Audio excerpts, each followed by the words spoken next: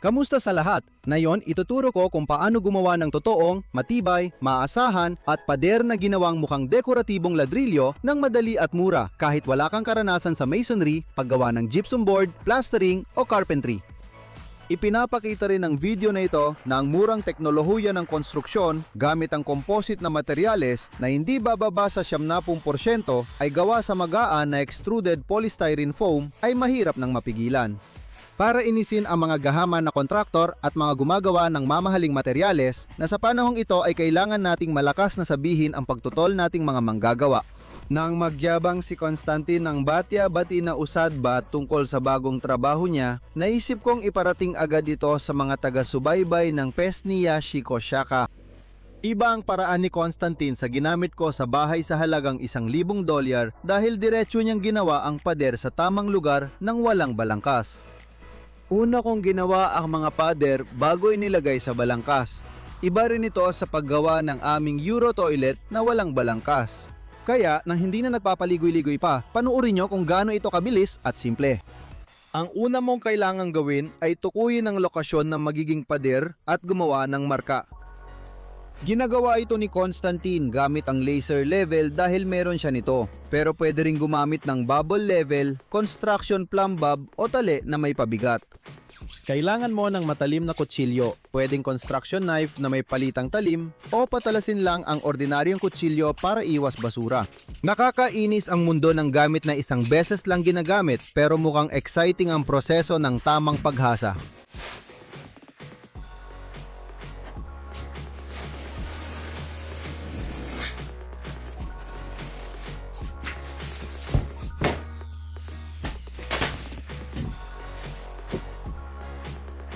Ayon sa marka, inilalagay ang mga sheet ng polystyrene foam. Itutuloy.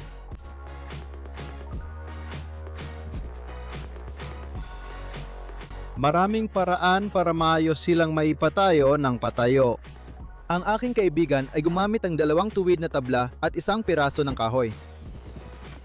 Yun pala ang istruktura na naisip niyang gawin. Ngayon, nakatayo na at matibay na ang lahat. Sunod, maingat na nilalagyan ng foam ang lahat ng dugtungan. Mas mainam ang espesyal na foam para sa polystyrene pero pwede rin ang karaniwang foam pangkabit. Dati, kakaiba kaming mga DIY at mahilig sa eksperimento, lalo na yung lumipat mula syudad sa probinsya. Pero ngayon, dumarami at aktibo na ang aming grupo. May ilang kasama pa ng itinuturing na naliwanagan. Una sa lahat, ang mga syudad ay hindi na talaga ang pinakamagandang lugar para sa ligtas na pamumuhay. Pangalawa, ang hindi marunong kumuha ng murang materyales, matuto ng mga murang paraan at magtrabaho gamit ang kamay ay maaring humantong sa kaawa-awang pamumuhay. Mag-subscribe na at sabay tayong mag-isip at magpatupad ng mga paraan ng murang konstruksyon. Tapos na ang lopa. Gusto nyo ba? Heto na.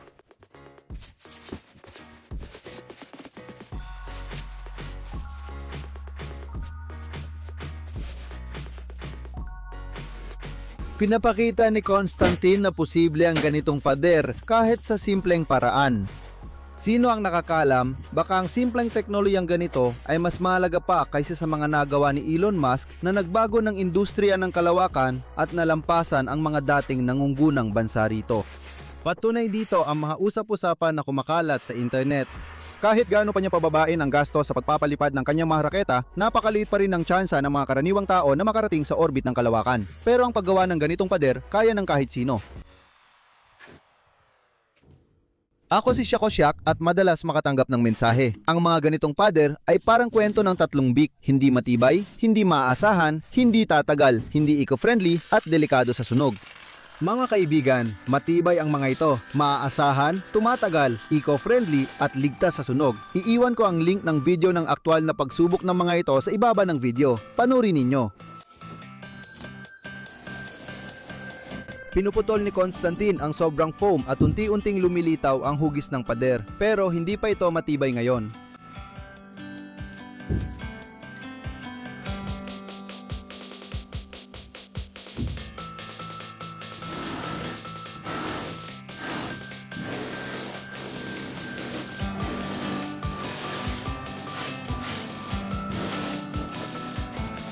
Sunod, ayon sa proseso, kailangan gawing magaspang ang ibabaw ng polystyrene foam. Kailangan ng plaster adhesive mixture na pwedeng bilhin para idikit ang polystyrene foam sa pader at gawing reinforced layer para sa thermal insulation ng mga facade ng gusali.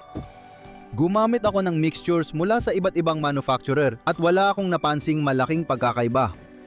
Nagsisimula ang paggawa ng basic na reinforced layer na dahil sa mga polymer sa mixture ay dapat matibay na dumikit sa polystyrene foam. Ang trowel na may ngipin ay tumutulong para pantay ang kapal ng adhesive mixture. Para sa eksperimento sa proyektong bahay sa halagang $1,000, gumamit ako ng pinakamurang tile adhesive sa ilang pader. Halos 1 taon ko nang ginagamit pero wala akong napansing pagkakaiba. Nasa sa inyo kung gusto nyong sumugal para mas makatipid. Ginawa ko lahat ng pader ko habang nakahiga kaya hindi ko na kinailangan ng kasanayan sa pagplaster. Pero gaya ng ipinapakita ng kaibigan ko, sa ganitong pader di mo na kailangan ng galing, dumidikit agad ang halo. Maraming tatak ng alkali-resistant fiberglass mesh para sa plastering, pero lagi naming pinipili ang pinakamura. Mabilis ang trabaho.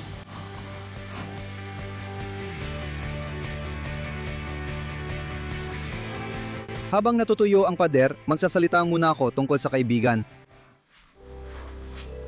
Si Constantine sa liblib naming lugar sa Belarus ay nagtatayo ng agro-eco-gastro na homestead. Inangkop niya ang mga Italianong recipe sa lokal nating mga sangkap para mas maging abot kaya ito sa ating hindi masyadong mayamang lugar. Кілька сарса ng kamatis na may kabute.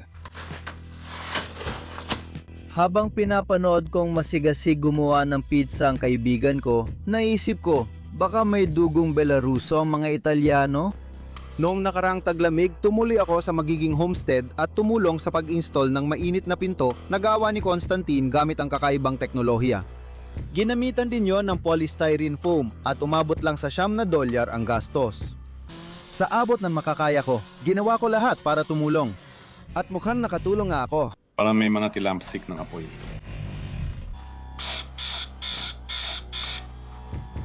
Ama ng 7 lalaki si Constantine at nakatira sila sa lungsod kasama ang kanyang asawa. Kapag kailangan, tumutulong ang mga bata kay tatay na laging nasa gitna ng laban at sinusubukang idirekta ang pangyayari ayon sa gusto niya. Ako ay mapagkumbaba at hindi naghahangad ng maraming taga-subaybay, kaya hindi ko kailangang i-promote ang bati na usadba sa channel ni Uyazi.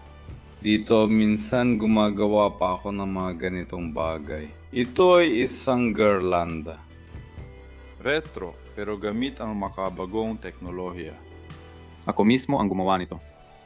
Mangga 2 oras ang paggawa nito. Siguro, medyo mas matagal pa. Minsan, mas maikli pa depende sa bilis ng galaw ng mga daliri ng tao. Ayan. At ito ang nakukuha nating resulta. Napakaganda. Ang ganda ng dating, may ambience. Seryoso, ang astig talaga. Habang naglalakad ka sa bakuran, may gasibo ka na. Totoo, pagiging simple ang pinakamagandang palamuti ng tao. Kahit ayaw niya ng kasikatan, sigurado akong matutuwa si Constantine kapag may bagong subscriber sa kanyang channel. Iiwan ko ang link ng channel na Bati-Bati na Usadba sa ibaba ng video. Mag-subscribe kayo, hindi kayo magsisisi. Sa tingin ko, makakatulong sa iyo ang booking ito. Ano sa palagay ninyo? Anong materyales ang nirekomenda ko kay Constantine para makatipid sa pagpapatayo? Maraming mga produkto ang balak itanim mismo sa mismong lupain. Nasira ang switch. Malalaki sila. Oo nga, hindi. Ayan, mga babae karamihan yan. Ito mga lalaki. Ayos naman sila sa tingin ko. Na yun, huhulihin ko na sila para katayin. May kasunod pa. Nangginginig pa rin pero hindi na tulad ng dati.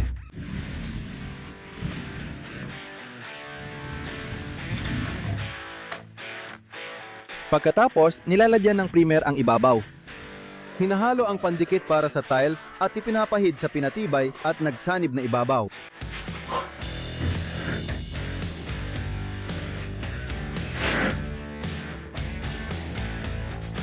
Pagpapatuwa. May epekto rin ang paglipas ng panahon. Если его немного ускорить, работа идет совсем по-другому. Iba pa! делает профессионала. Мне часто пишут, зачем я делаю самодельные окна, двери и Mga bagay na walang bestongkos, gamit lang kamay o kaunting kagamitan. Gamit ang kamay, halimbawa ngayon, ang mga plastic na bintana ay mabibili mo na lang ng mura. Sa tingin ko, yung mga tao na madaling malinlang at ibinibigay ang magagandang bintana nila ng halos libre dahil akala nila mas maganda yung ipapalit nila ay mabilis nang mawawala ngayon. Kaya, sa ganitong paraan, hindi na talaga sila magiging sobra. Nang ginagawa pa ni Constantine ang mga pader mula sa lumang ladrilyo, hindi pa kami magkakilala kaya hindi pa siya kumbinsido sa mga ideya tungkol sa polystyrene foam. Nagpasya ang kaibigan ko na gawing komportableng paliguan ang luma niyang bahay sa probinsya na hindi na matitirhan kaya kailangan niya ng bagong panloob na pader. Ngayon, gagamitin ko itong bagay na ito bilang panukat. Gagamitin ko ito bilang template para makagawa ng linya gamit ang laser level. Pantay ito sa kapal ng ladrilyo na sa kasong ito ay 70 milimetro. Gagamitin ko rin ang panghulma ng pagitan ng mga ladrilyo na natira mula sa pagkatapos ng paglalagay ng ladrilyo. Madalas akong tanungin kung posible bang gumawa ng buong paliguan mula sa ganitong uri ng pader. Sa tingin ko, posible naman. Ang tanging malagang punto na gusto kong banggitin ay dapat gumamit ng PIR insulation na may foil bilang karagdagang insulasyon sa steam room. Kahawig ito ng polystyrene foam, pero dahil sa ibang komposisyon, ligtas pa rin ito kahit sa matinding init ng sauna. Ngayon, kailangan nating sukatin ang 25 cm. Ito ang sukat ng ladrilyo. Ipinapakita ng master ang ibang paraan ng paglalagay ng tekstura ng ladrilyo. Sa mga proyekto ko, makitid na masking tape ang gamit ko dito. Parehong pamamaraan ay nagdudulot ng magagandang aesthetical na resulta.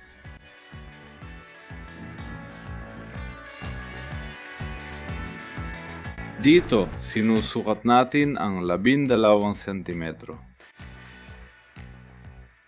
Naalala ko na may normal din akong level.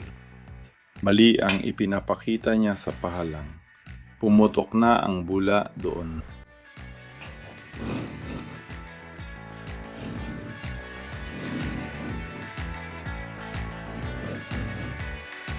Para mas madali ang pagtatrabaho, dito ko minamarkahan ang sukat ng ladrilyo. Ngayon, pwede nang itapat at ituloy ang pagguhit.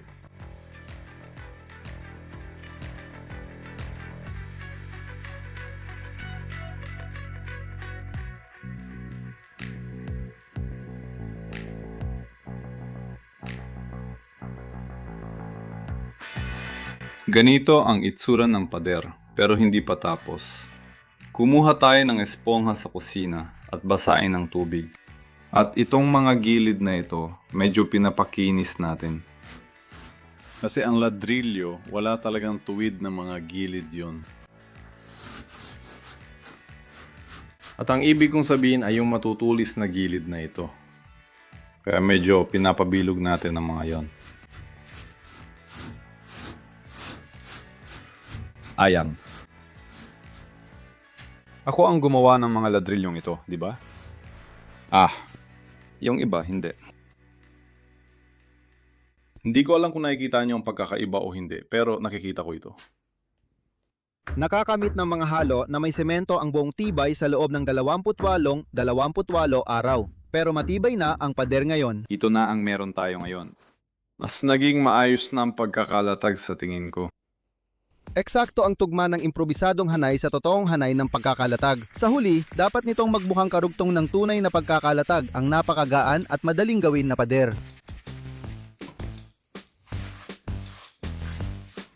Pinapahira ng primer lahat ng ibabaw.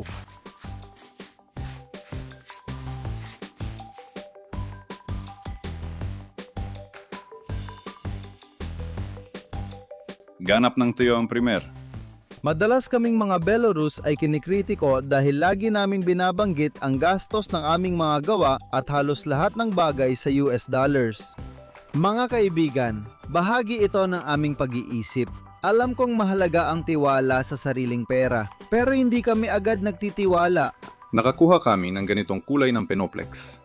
Mukha bang Penoplex? Halos o.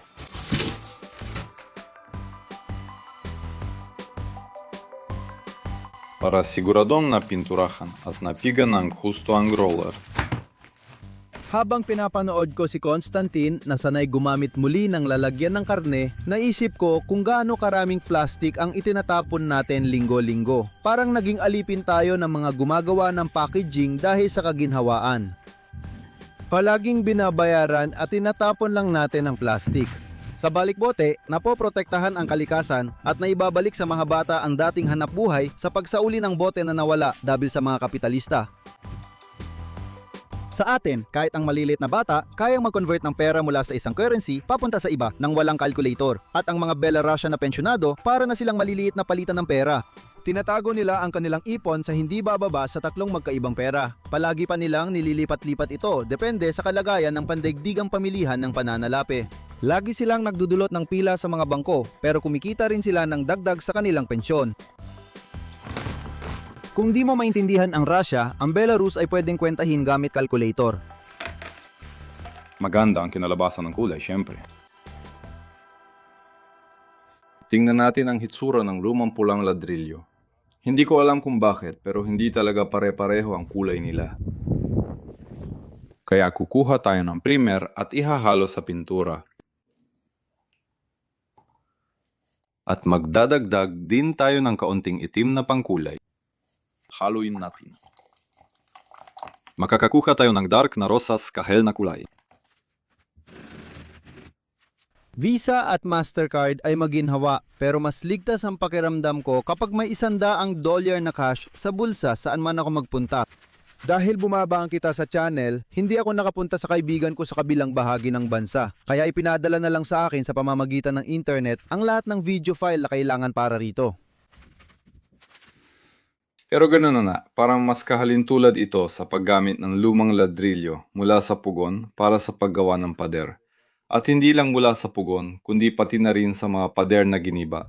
Kasi ganyan mismo ang klase ng ladrilyo doon. Ngayon, ginagawa ko na rin ito para maging halos pare-pareho ang lahat. Ang ganda ng kinalabasan. Ganyan lumalabas ang lahat ng ito. Opa, parang hindi pa masyadong malinaw. Dito, mas marami ako nilagay na primer, kaya naging mas transparent ang itim na kulay. Kung mas gusto nyo ng kaunting contrast, lagyan na ng kulay ang primer at ayos na. Mas madali itong eye adjust sa ganitong paraan. Ang ibig kong sabihin ay gamit ang primer.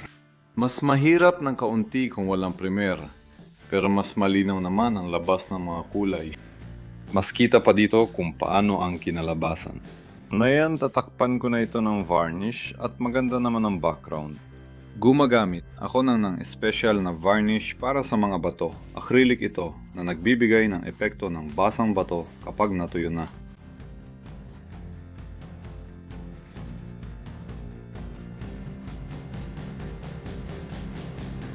Ganito ang itsura ng pader sa liwanag ng araw, sa natural na ilaw. Sa tingin ko, ayos na ayos, maganda talaga. Kami mismo ang gumawa ng pader na ito. Sadyang hindi ko pininturahan ng puti o mapusyaw na abo ang mga dugtungan. Bakit ko pagagayahin ang kulay ng semento kung meron namang totoong semento dito? Hindi na kailangan ng paggaya sa pagkakataong ito. Para mula sa bubong na gawa sa ladrilyo, ng pagkakalagay ay totoo. Sa totoo lang, lahat ng pumapasok, akala nila ladrilyo talaga ito. Hindi ko sure kung niloloko ko ba ang mga tao. Nakuha ko ito dahil sa pagsusumikap. Gusto ko sanang sabihin, pero hindi. Noong taglamig, nasaksihan ko si Constantine na sinusubukang ibenta sa kanyang mga taga-subaybay ang lumang painting ng isang author na may dikilalang sagisag panulat. Sa tingin ko, siya talaga ang gumawa nun. Malinaw na may talento sa sining si Constantine. Ang ibig kong sabihin, pumapasok ang mga tao, akala nila totoong pader ng ladrilyo ito. Talagang humahalo ito, di ba? Ladrilyo rito, ladrilyo roon. Astig? Maglagay kayo ng malaking like sa taas, siguraduhing mag-subscribe sa channel na Pes ni Yashiko Shaka, siguraduhing mag-subscribe sa channel ng Tatay Batina Usadba, pati na rin sa aking Gen at TikTok, lahat ng link ay nasa ilalim ng video, pindutin nyo rin ang kampanilya at siguradong maa-update ko kayo. Salamat, sana maghari ang kapayapaan sa mundo.